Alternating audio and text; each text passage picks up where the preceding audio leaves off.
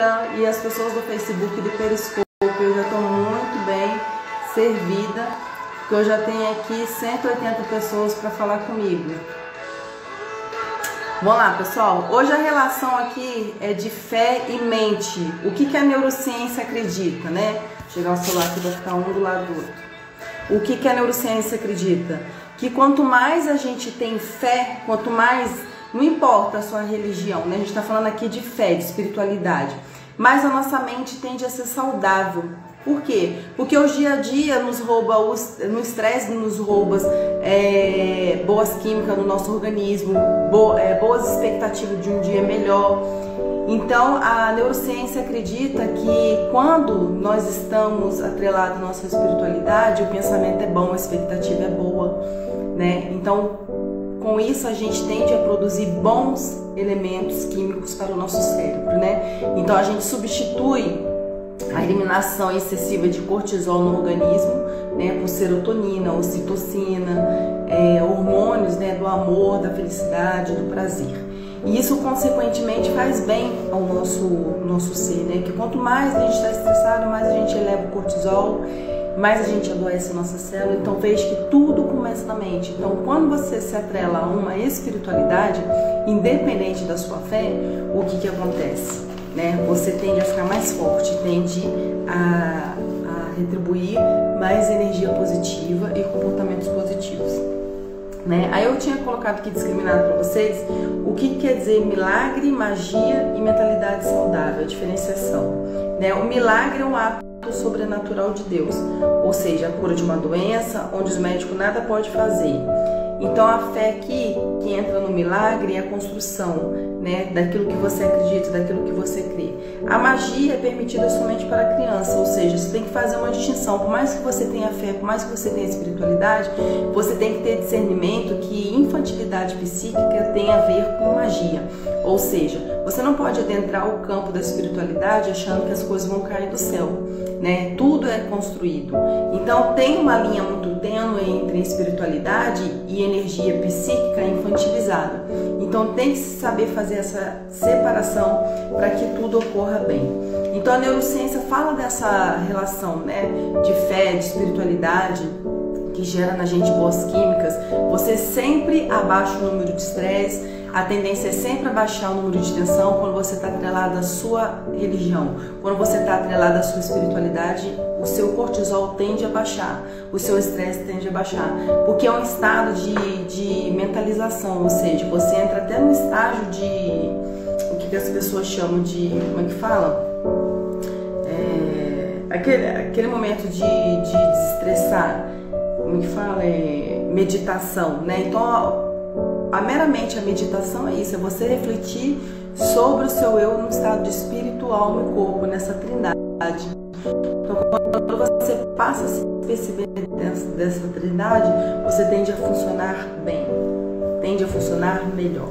Então, enfrentamos batalhas para fortalecermos, ou seja, a gente tem que ter o discernimento que tudo começa na mente, né? Nós falamos aqui que precisamos de terapia o tempo todo, nós falamos isso para quê? Para tratamento de pensamento distorcido, para mudança de comportamentos inadequados. Então tudo interfere na forma de pensar. Então você tendo ali atrelado a espiritualidade e mais a fé, a espiritualidade e a terapia, você vai ter o que atrelado ali? O fortalecimento na sua mente, que aí você vai gerar boas químicas no seu cérebro, vai baixar o número de estresse, você vai eliminar cortisol, né? E a tendência é o que? É aumentar a serotonina ou ocitocina, que é o hormônio do prazer, né? Que nós já falamos aqui. E o milagre serve para quê, né? O milagre serve para mostrar o poder de Deus, livrar e abençoar pessoas, dentre outras nuances, né? Mas a gente está mostrando aqui a nível de neurociência, no sentido de espiritualidade, trazer aqui um nível de discernimento, de saber que tem dias melhores que vão vir. Então isso é menção de milagre, isso é menção de fé. É acreditar que algo perpassa por você, mas é uma coisa que tende a ser transcendente, ou seja, mas é aquele negócio, né? O milagre ele depende também na forma que você se posiciona, né, frente ao mundo.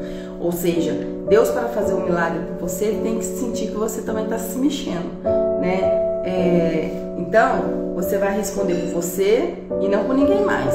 Então, quer dizer, Deus espera que você se mova para que você tenha o devido milagre. Ou seja, tudo começa na mente, o discernimento, né? Aí a gente trouxe aqui a fábula da vaca do poço, né? Ou seja, o que você tem feito com as ofensas que você tem recebido? Mas, Michele, o que tem a ver a ofensa com espiritualidade e neurociência? Que a neurociência traz aqui essa atrelação de fé, né, e terapia, no sentido de que quando você está atrelado à sua espiritualidade, quanto mais você está próximo do Deus que você acredita, menos ofensa você leva em consideração. Né? Porque você acaba tendo discernimento de quem você é, você acaba buscando autoconhecimento, porque pelo fato de você buscar um outro ser fora de você, por acreditar num ser fora de você, você perpassa por vários nuances que vão sair de você, ou seja, uma certa projeção. Né? Você quer tanto querer acreditar e querer construir, né, esse ser celestial aqui na qual você incute a sua fé, que você perpassa por você mesmo. Então há uma mão dupla para a neurociência, né, entre a espiritualidade e a mente. Ou seja, é uma projeção. Na medida que você vai tentando descobrir esse Deus que você acredita, é uma projeção de você estar se descobrindo, né? Ou seja, na dimensão dele ser seu criador, de você acreditar que ele criou tudo, de que ele pode tudo. Então acaba que é uma mão dupla no sentido de que você também vai se fortalecendo e vai se autoconhecendo, tá? Eu falei aqui das ofensas, ou seja, tem a parábola aqui da vaca no poço. A vaca no poço, ela recebia várias ofensas, né? Tinham duas vacas. Enquanto uma sufocava ali com aquela terra, como se fossem as ofensas caindo em cima dela, ela ficava sufocada. A outra não. As ofensas ali como se fosse um monte de terra em cima daquela vaca dentro do poço. Ela pisoteava aquela terra e ela sobressaiu. Ou seja, ela usou aquelas ofensas, ou seja, aquela terra no fundo do poço para poder sair do poço.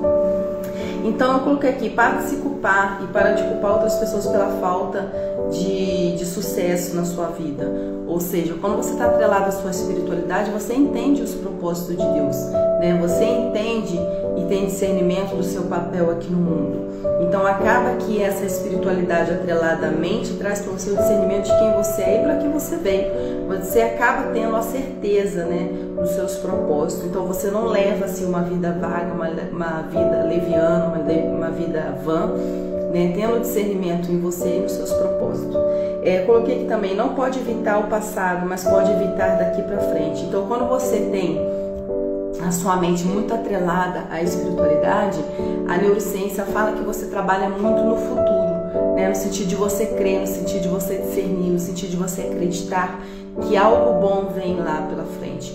Então você acaba atrelando, né, coisas boas ao seu futuro, acaba profetizando coisas boas ao seu futuro, né? Então essa relação de espiritualidade e mente para a neurociência também.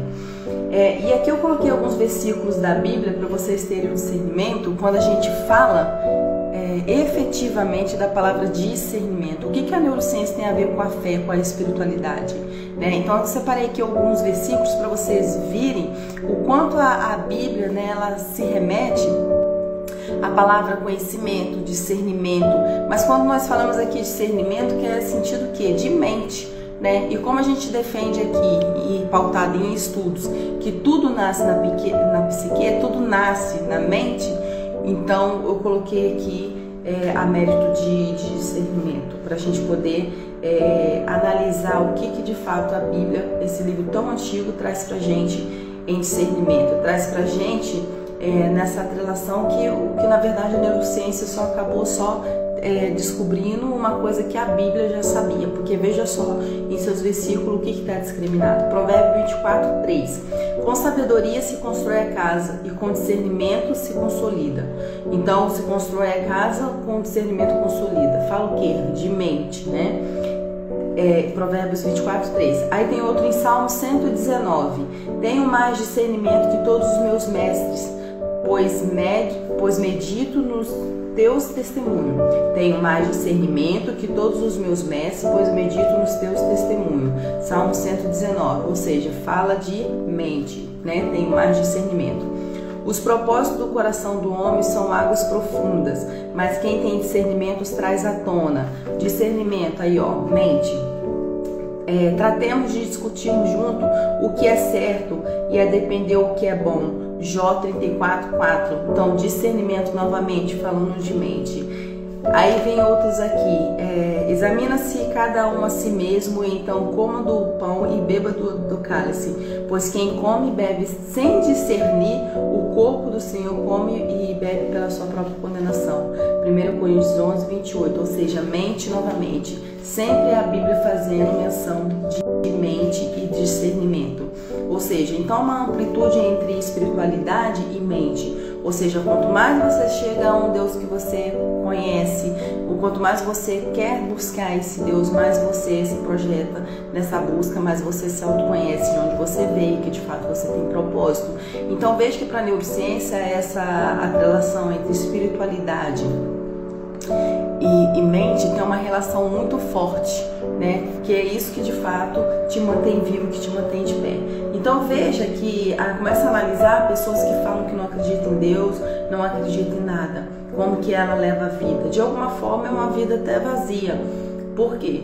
Porque não tem a certeza de onde veio, como se deu os fatos, os propósitos, né? Que ajuda muito nas perspectiva de um novo dia.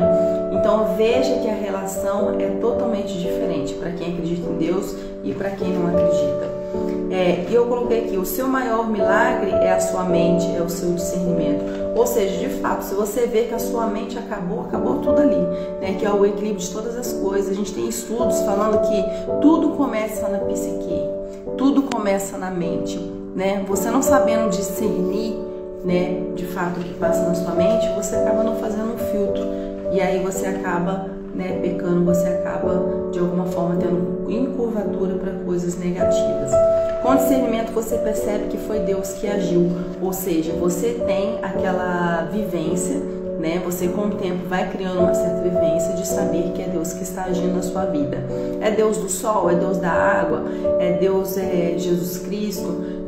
Aqui a gente não está impondo religião nenhuma, nós estamos falando da espiritualidade, ou seja, quando a neurociência fala dessa relação, é no sentido de que no que você acredita, o que te move, o que te levanta da cama, né? O que te traz discernimento, o que te traz evolução, o que faz essa ponte para você entre propósito e o seu eu, né?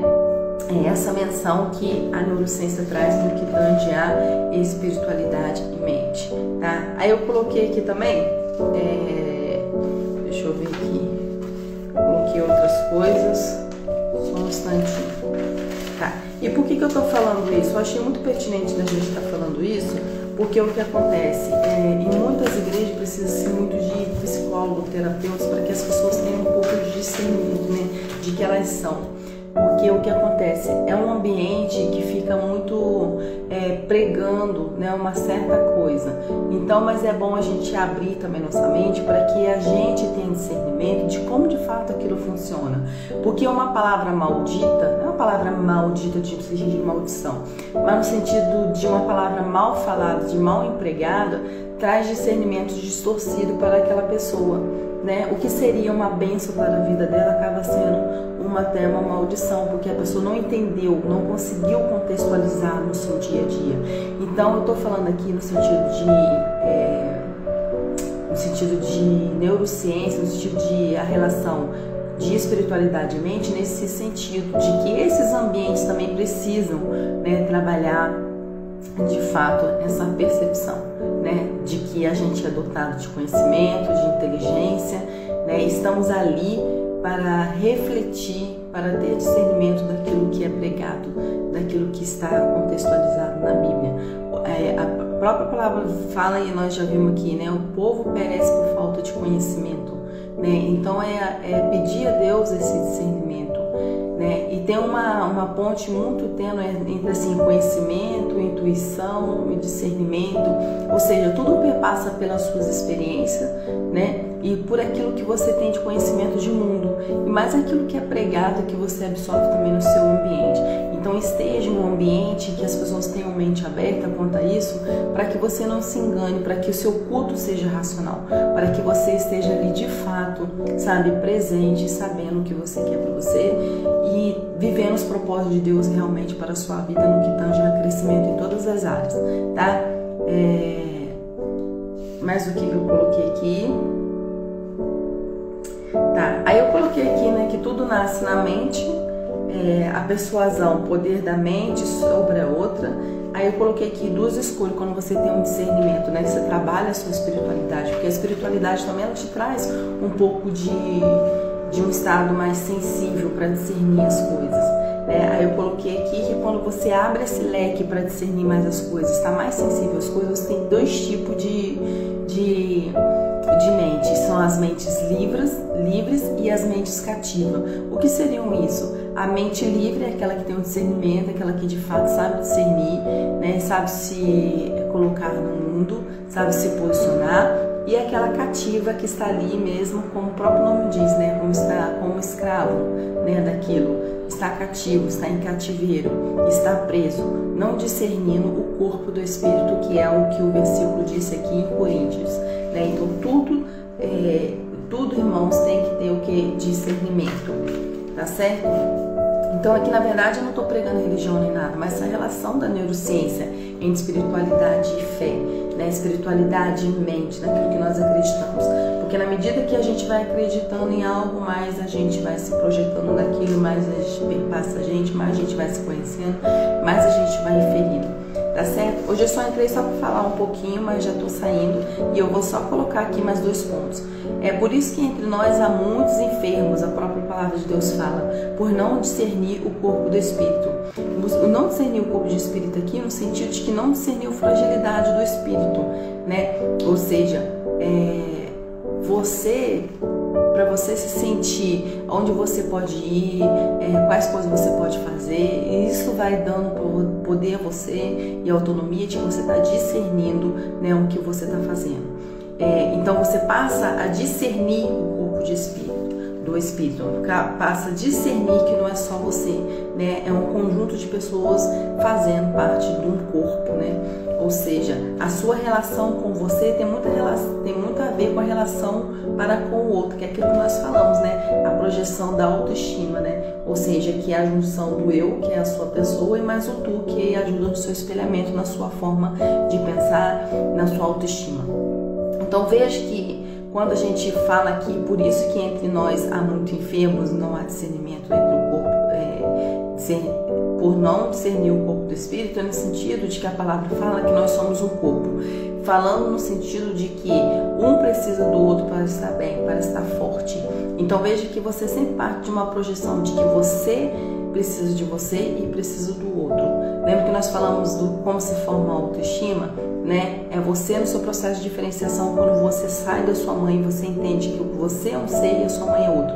O que ajuda nisso? Um exemplo, um móvel que fica no berço, né? Que traz aqueles sombreamentos, aqueles movimentos, aquilo ali não tá por acaso, aquilo ali na verdade é para ajudar você no processo de diferenciação. Porque enquanto você estava dentro da sua mãe, você se percebia como ela, embora você já tivesse lá a sua concepção, suas razões, os seus sentimentos, sua particularidade, mas você se percebia juntamente a ela. Claro, você estava dentro dela, mas quando você sai, você começa a ver aqueles vultos, começa a ver aqueles movimentos no mero móvel, né, que fica em cima do berço, e você acaba trabalhando aquele seu processo de diferenciação, acaba discernindo que você é um ser, sua mãe é outro, e com o tempo você vai passando a trabalhar essa mecânica.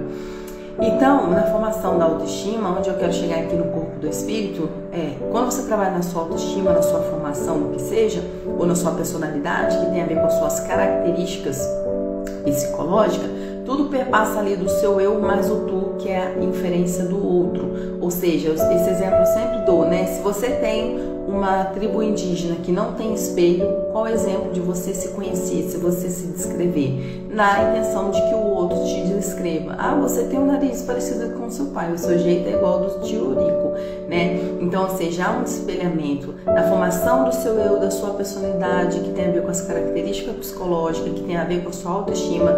Você precisa de você mesmo e você precisa do outro. Então, formação de autoestima é o eu e o tu.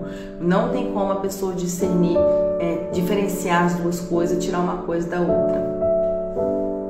Tá? Eu não tô falando aqui de Bíblia, tá, Miré? Tô falando de espiritualidade para neurociência. Espiritualidade é um viés, é um olhar diferenciado que você leva a vida no sentido de boas expectativas, tá? Quando você se atrela à espiritualidade, você tem novas visões do dia de amanhã, né? Tem pessoas que não atrelam à espiritualidade, não tem fé em nada.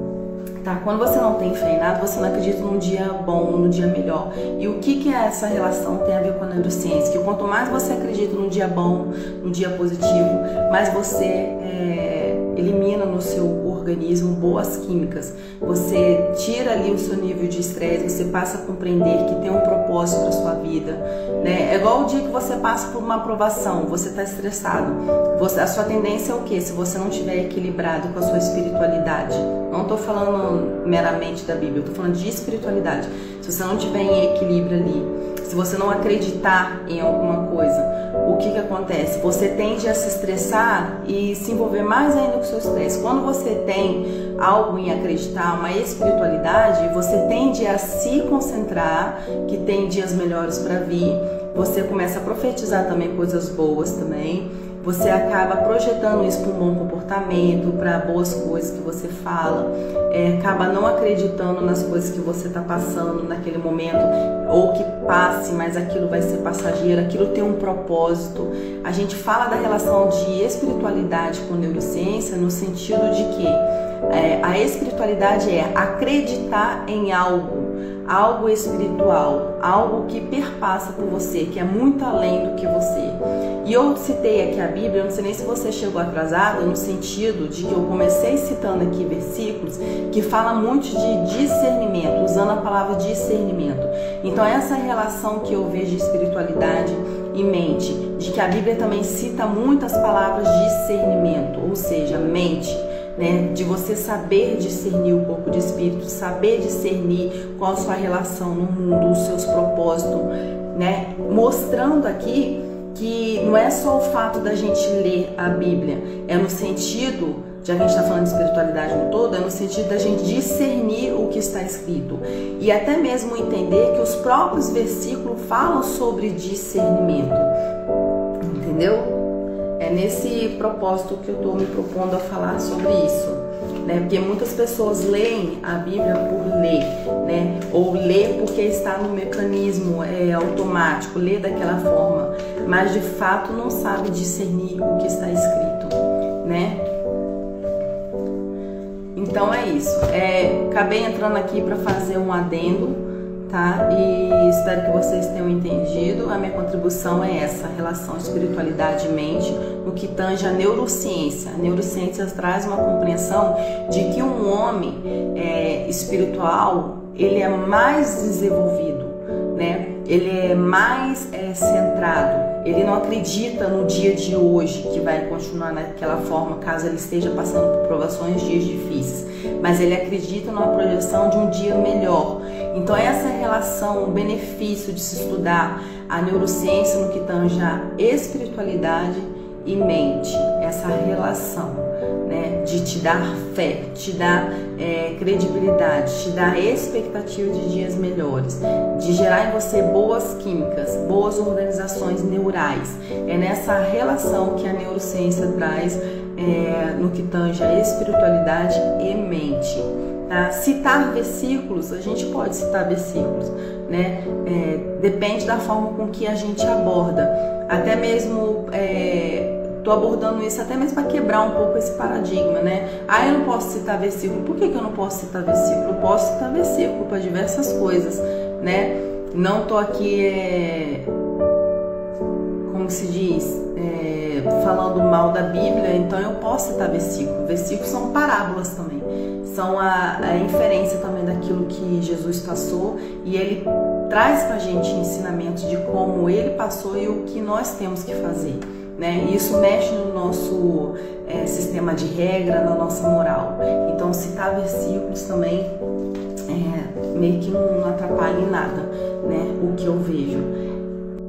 Então a gente tem que tirar essa ideia engessada de que a Bíblia está ali, é intocável.